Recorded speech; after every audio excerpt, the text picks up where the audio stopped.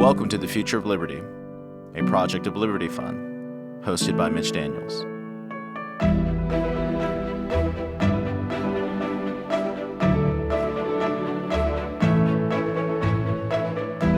Greetings and welcome to this installment of Liberty Fund's Future of Liberty podcast. We are so fortunate to have with us today Katherine Mangu-Ward, who is the editor-in-chief, all caps. That's right.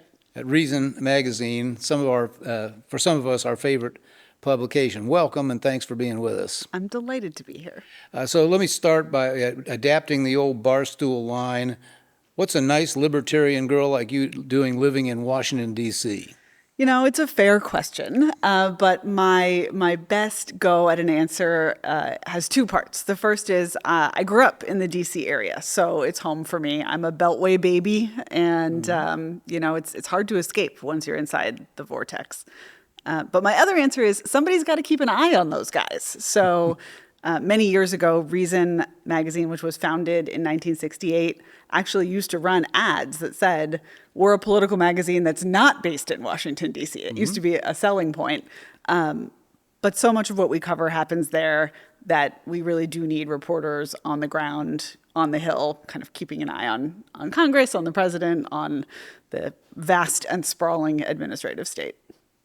I guess that's an acceptable excuse. In, but maybe not of the city. How's that? We'll settle for that. And now that I know you actually have roots there to the extent anyone ever can, we'll give you a pass. A local girl. All right.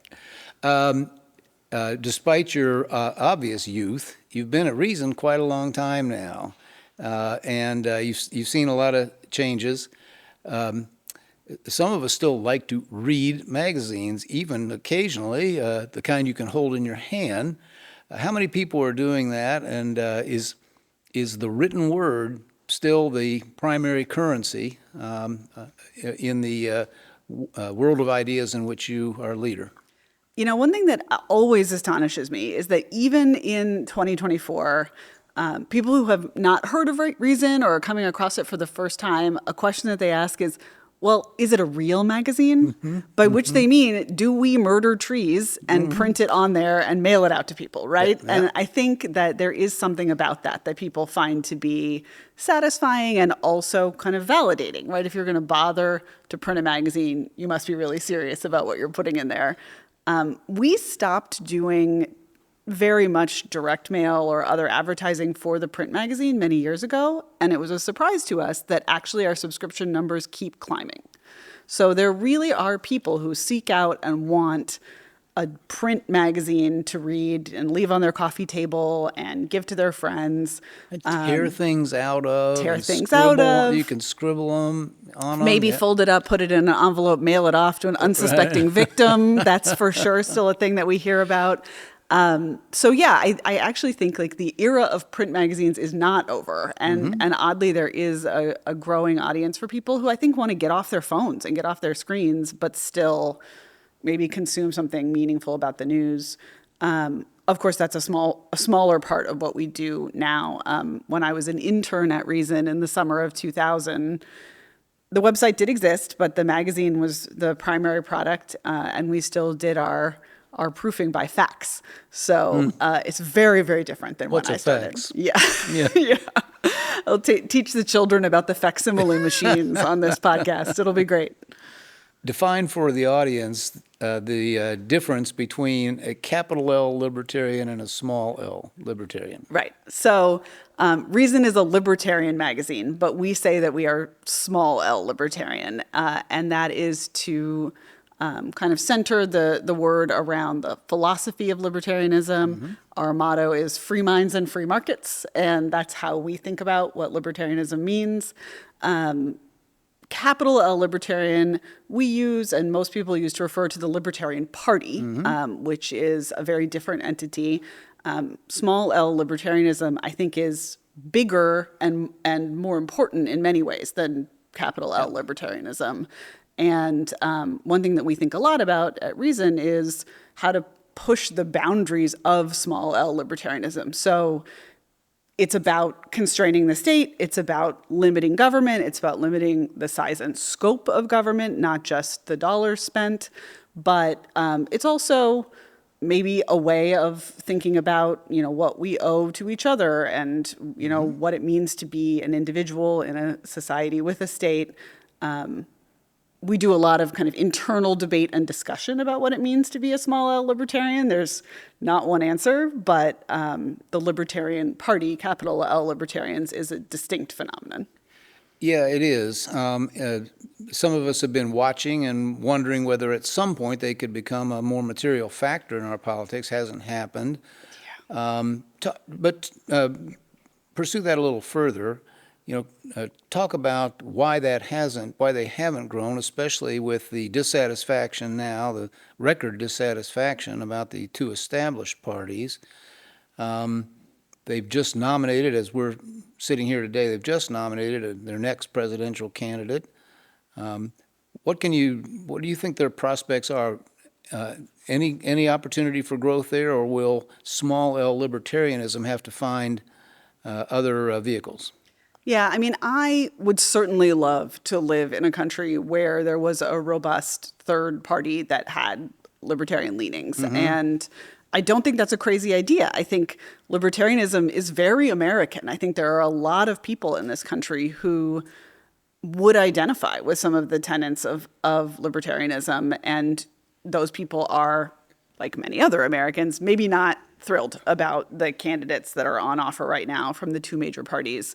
I think the Libertarian Party has a couple of things working against it.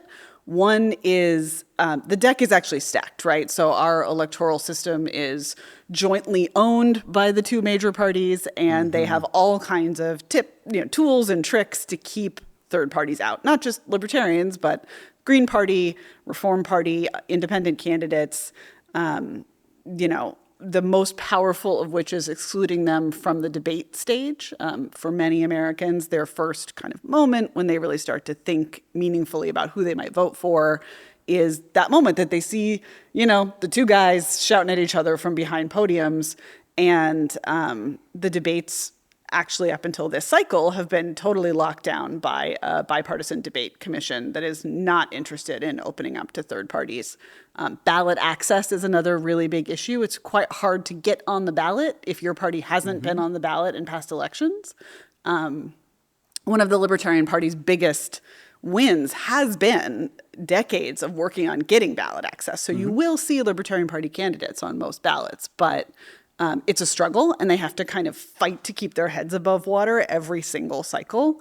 Is it fair to say that another impediment to their growth has been a lack of coherence in their what they stand for or what they appear to stand for, and some inconsistency from election year to election year in that? So I do think that's true of the Libertarian Party, but I also think it's just as true of the major parties. I mean, so many of the critiques that you can level against the Libertarian Party, the slightest bit of self-awareness on the part of a hardcore Democrat or a hardcore Republican, they're going to say, oh yeah, actually our party has that problem too. Our party has super fierce internecine warfare over very small procedural issues. Our party has a tendency to validate after the fact whatever the kind of presidential nominee says. Certainly we're seeing that on display in both of the mainstream parties right now in particular. But libertarians are kind of famous. I mean, this is sort of to adapt an old joke. If you put two libertarians on a desert island, there's going to be three kinds of libertarianism immediately, right? So there really is in libertarianism this streak for wanting to figure things out for yourself and kind of having your own variant of the philosophy. And the Libertarian Party can suffer from that as well. I like contrarians, and you certainly have more than one view that qualifies. But here's one that maybe you'd like to explain to the viewers. You think we should all stay home and not bother voting? I do. This is the best way to get in a fight at a dinner party or maybe on a podcast. So we'll see how it goes. I wrote a piece many years ago, a cover story for Reason on this topic. I am a non-voter. I don't vote. And I think that in general, people really overvalue voting as a civic act. So the first thing I would say is like, I'm a political journalist. Obviously, I think participating in the political process is really important. Like, you should care about who governs you. But people kind of have this idea that they can just go and pull the lever and they've done their civic duty. And I think, first of all, there have been vanishingly few elections that were decided by one vote. There's just a mathematical issue here. Like, you're not the guy that's going to decide the election. Right. But then there's also, I think, a kind of moral question, which is, how do I interact with a system that I think is fundamentally unjust or produces bad outcomes? Mm-hmm. And I think now more than ever, no matter who wins, I think it's going to be bad. And, I think you can say, well, it's not your fault if the guy you voted for loses. But we kind of do this thing where we both say, if you don't vote, you can't complain. And also, well, by voting, you ratified the result. You participated in the system and justified it. And so there's this, we're kind of trapped. And I will say, like, it is our God-given right as Americans to complain. That is the most fundamental right that Americans have. It is not subordinate to voting. I will complain until my dying day, but I will not vote. And I think that that's, it's important to disaggregate those things. Those rights come from different places, and those privileges are, require different things of us. So people can vote if they feel like it's fun, but I would just like for them to understand what it's really doing and also what kind of system they might be complicit in.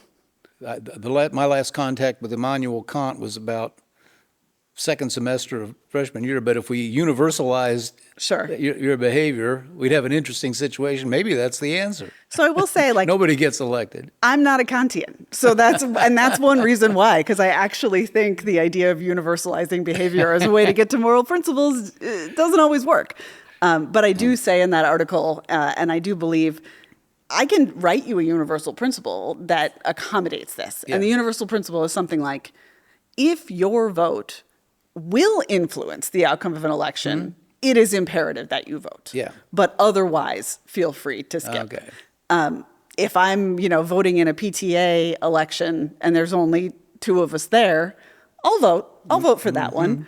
But I think, there's this kind of collective delusion that we have about the power of our vote and the propaganda that goes, there's always these get out the vote campaigns, and they turn out maybe lower information voters that are being motivated, by something other than a deep understanding of the issues or the stances of the parties. So I think, encouraging that may also not be the path to civic health. I think the closest analogy actually is probably when you go to a game, a sports ball game of your choice.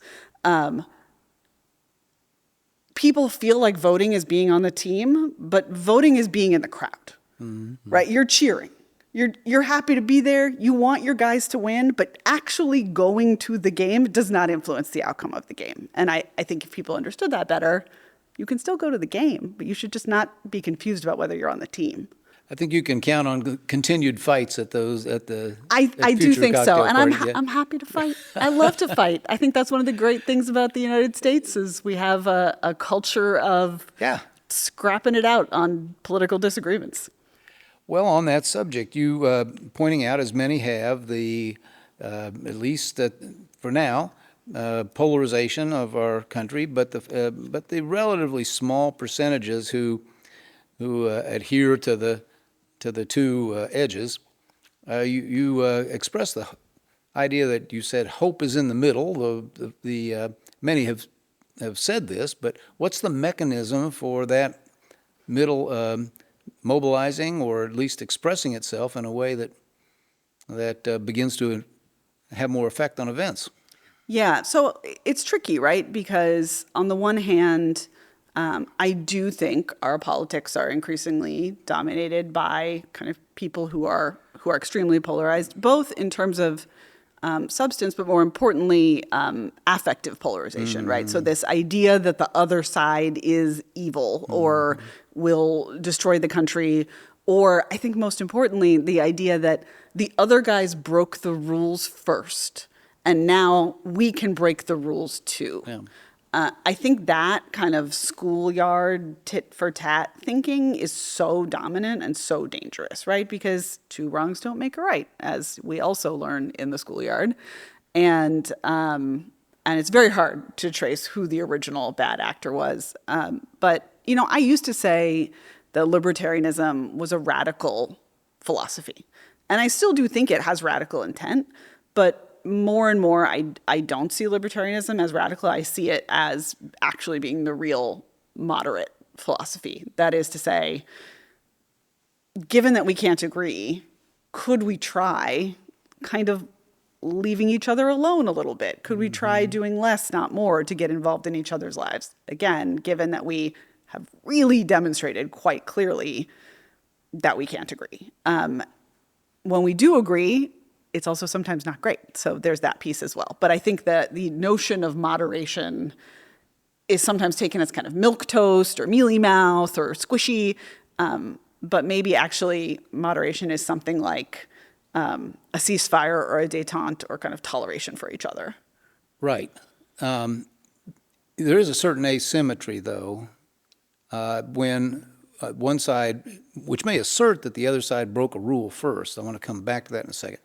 But when one side is not only happy, but feels fully justified in using the coercive power of the state or maybe other institutions to order the world in the way it sees as just. And the other team is, live and let live.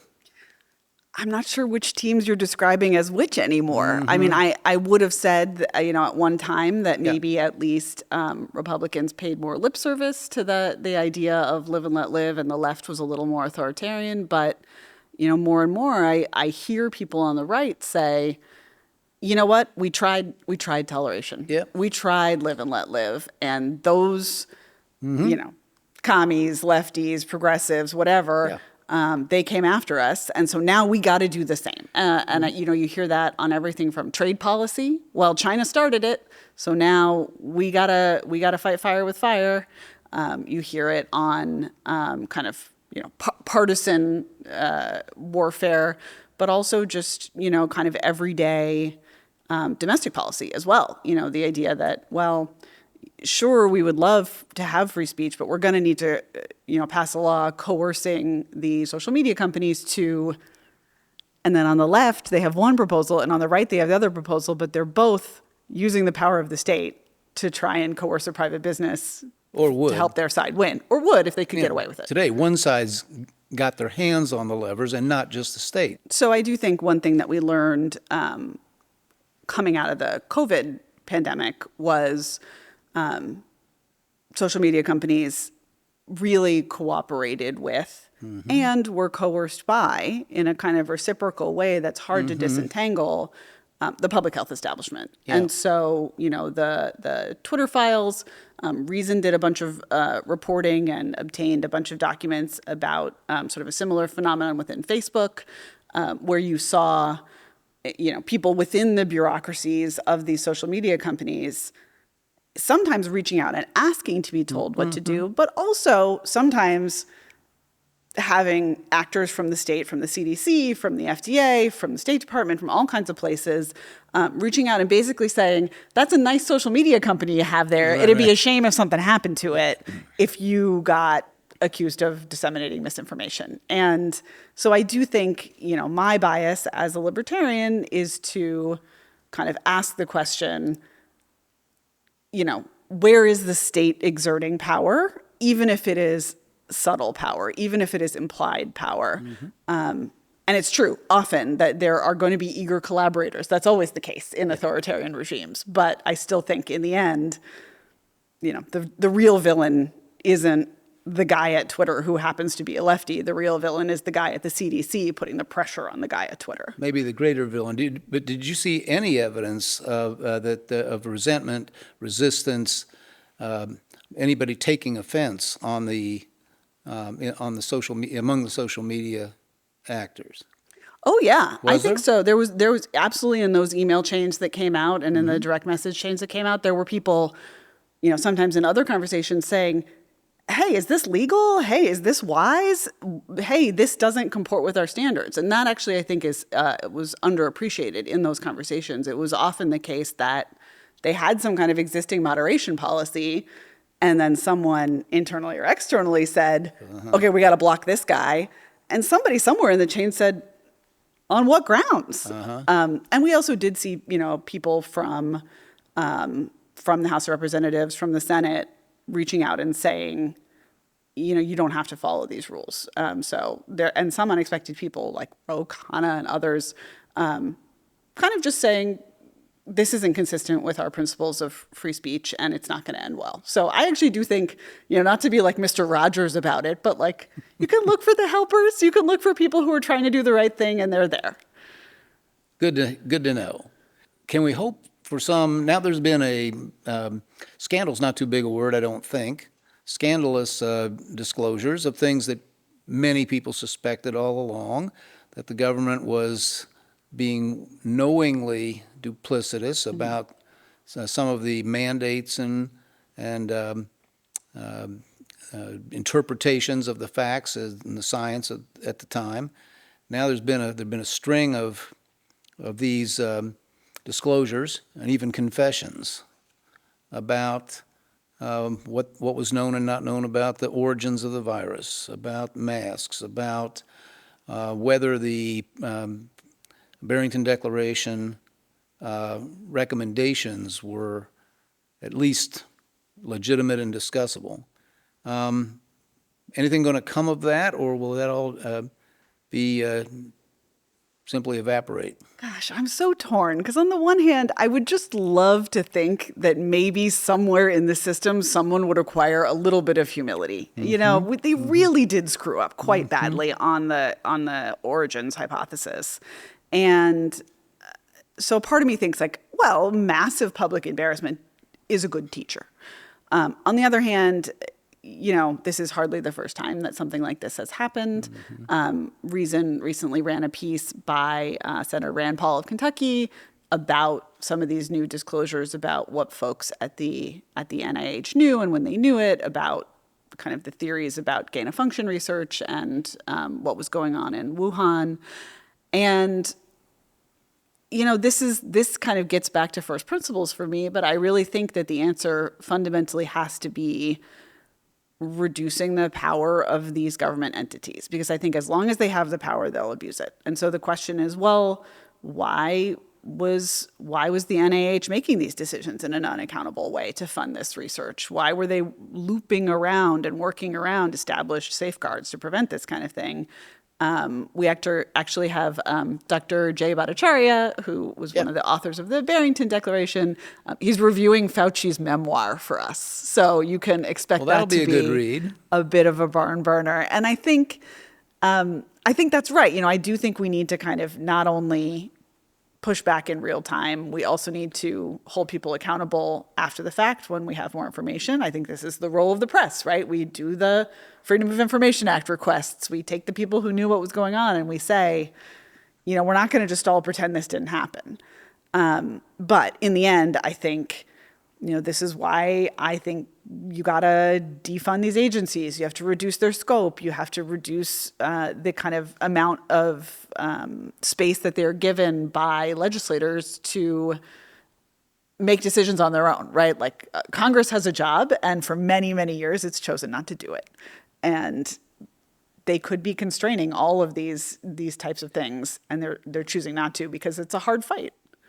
Those of us who would like to believe that these gross errors and derelictions that we're talking about were either the result of honest misjudgments or biases that people acted out up to a point, would welcome the humility you talked about and some confessions, because absent that, it's only natural for people to come to more sinister conclusions, conspiracies and all that. Yeah. I mean, I do think the sort of public choice literature has a lot to say about this, which, there are many many, many experts in this area, so I'm going to do a horrible paraphrase and just say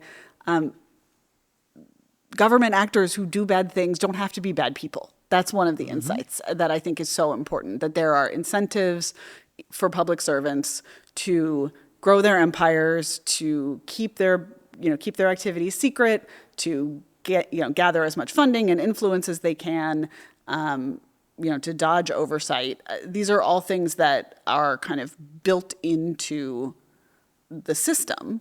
And you can put decent people into these jobs, and they end up doing horrible things. And I do think that a lot of what happened during COVID is best explained that way, and not through some kind of sinister conspiracy or supervillain type explanation.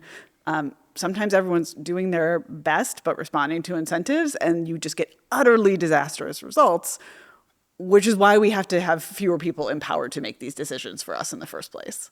Yeah, that's what I was really getting at. Having spent some time in public life, I've always been mystified how hard a word "oops" is for people.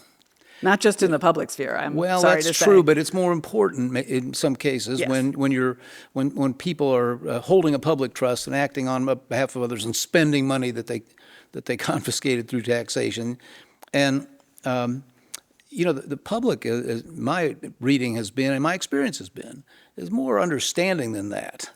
What's harder for us as in the public to understand is when people dissemble and refuse to admit error, obvious error, and then if the press is not serving its historic function of correcting that,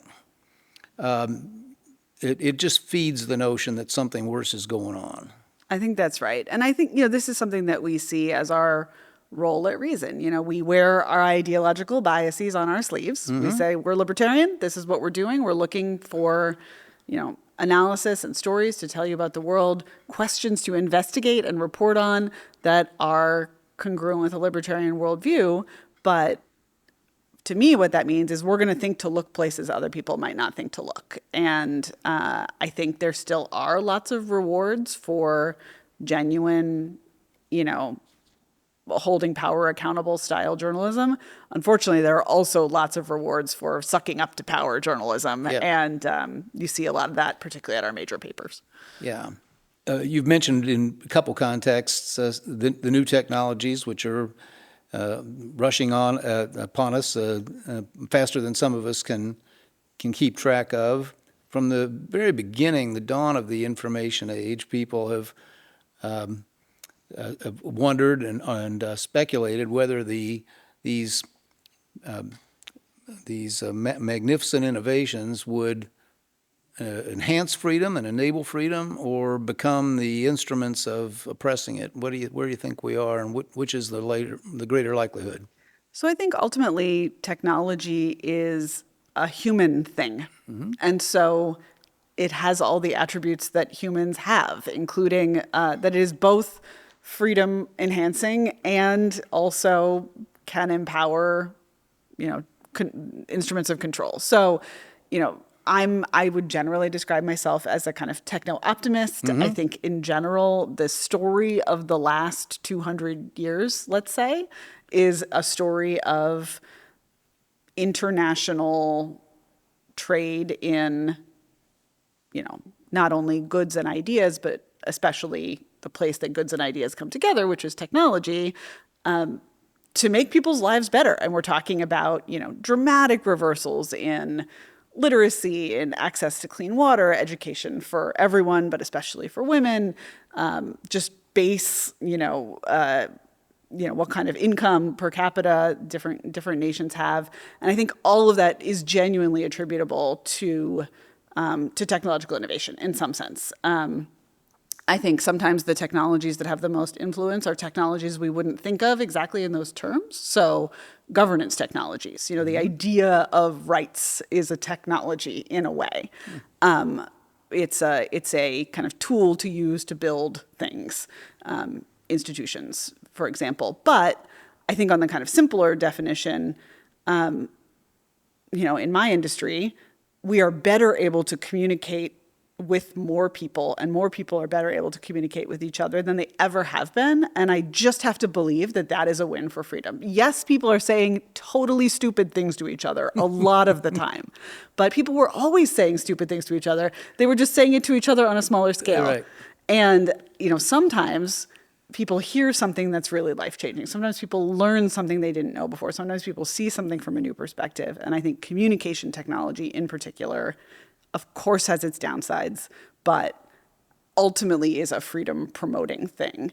Of course, if you do this all in public and you do it all on the record, it's also super convenient for governments who might want to crack down on certain types of speech.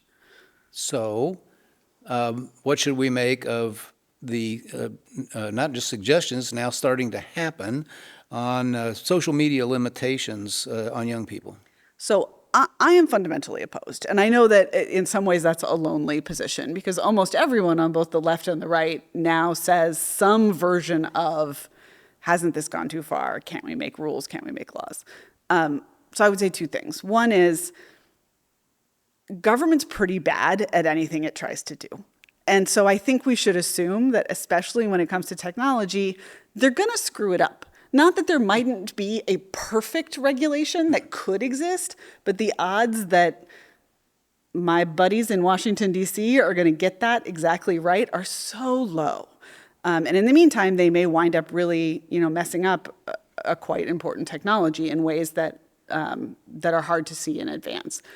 But I think the other piece of it is, I'm old enough to remember when Republicans in particular used to talk about how parents are responsible for their children. So I think it's often, what about the children? We have to protect the children. This is, social media is a case where parenting very much can be the remedy. And I think it's appropriate to say the right decision-making level for whether your kids should be on social media is your household, not Washington, D.C. Differentiated from alcohol, drugs, a number of things, driving, a number of things we place age limits on. Is this materially different? I think it's materially different for a couple of reasons. One is it's almost impossible to avoid quite dramatic knock-on effects for adults if we try to impose these age limits for kids. So, for example, in several states, the way that they are trying to enforce these age limits that have already gone into effect is you have to upload your driver's license to prove your age. Reasonable enough. That's what we do if you want to buy beer.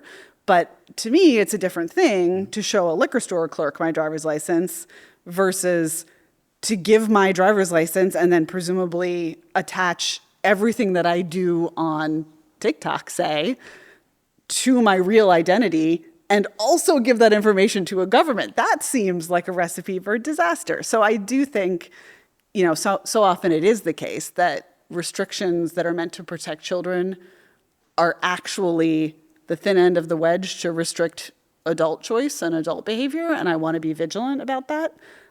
Reason recently did a big project in collaboration with Bellwether, the kind of education research folks over there, who brought together a huge data set about the cutoffs for every age in every state for different activities. So when can you work? When can you vape? When can you get birth control? When can you get married? When can you drive a tractor? And one thing that was really interesting to me is how totally incoherent it was. Every state was different. They were different in different patterns. Well, we like states to be different, don't we? And we do. So in theory, this is a kind of laboratories of democracy type situation. In practice, it seems like just as a nation and even within states, we don't have a clear idea of when people become adults and when they should have responsibility over their own lives.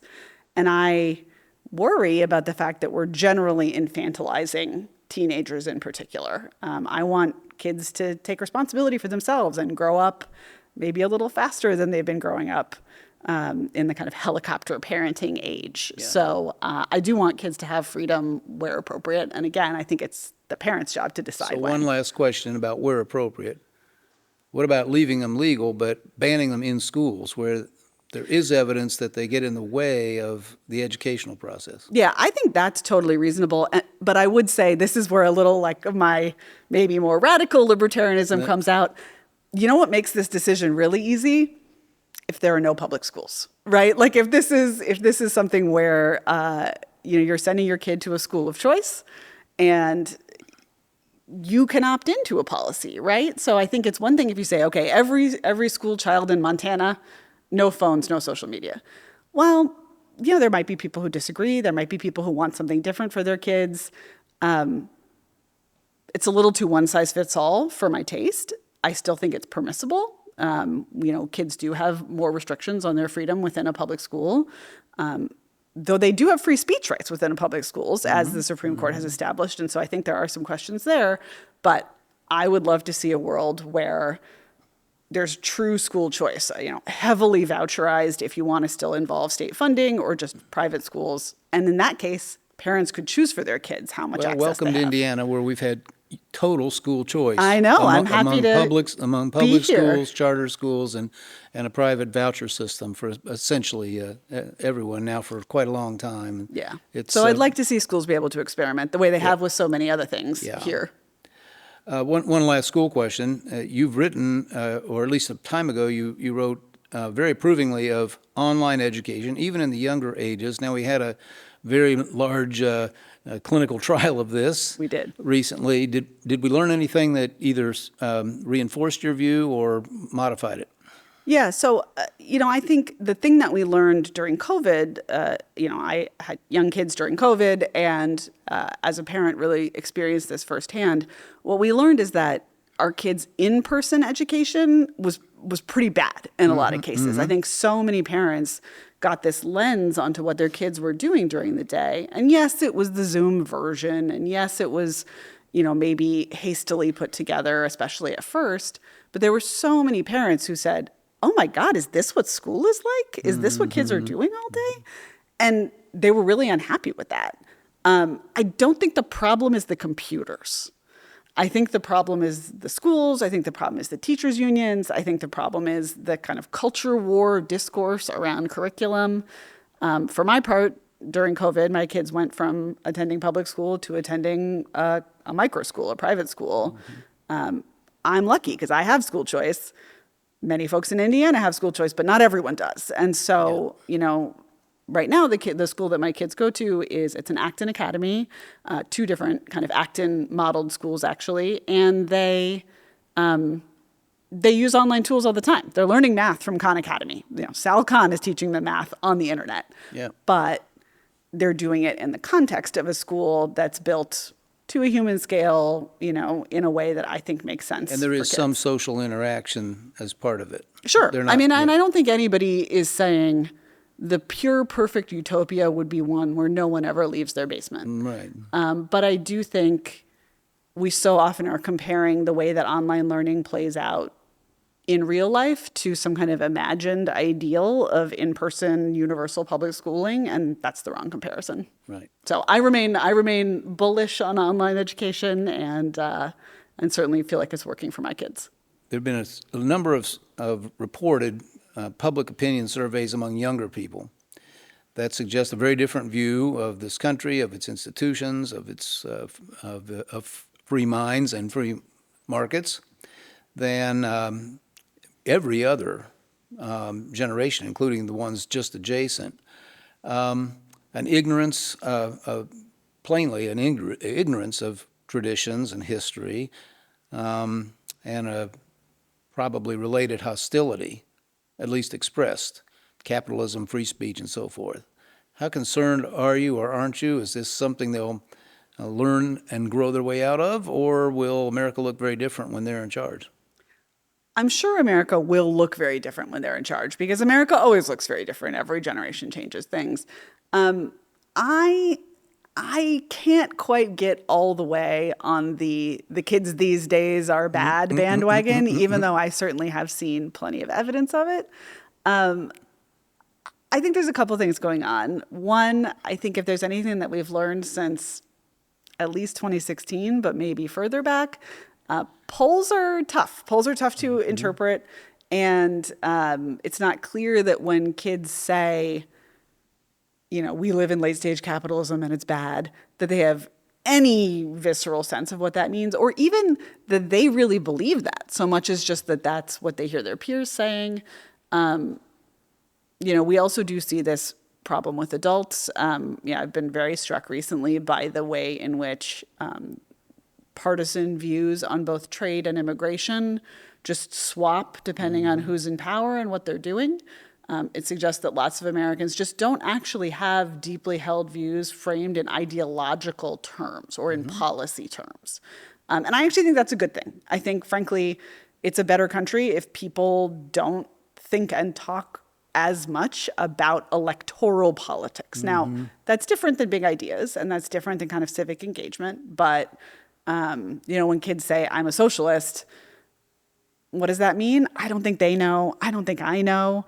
I do think the kind of joys and conveniences and freedoms afforded by a capitalist society with a, robust liberal tradition are pretty great in real time. And I think people will be very hesitant to give them up, even as much as they kind of want to fight it out on the partisan level. So I think it's going to be okay. I think that we actually have just a very, very deep well to draw on in the United States. I think the educational options for kids are so, they're changing so radically right now, and that maybe not every kid comes out of school understanding why capitalism is great, but more kids will have that opportunity in the coming years. So I do think the tide can turn.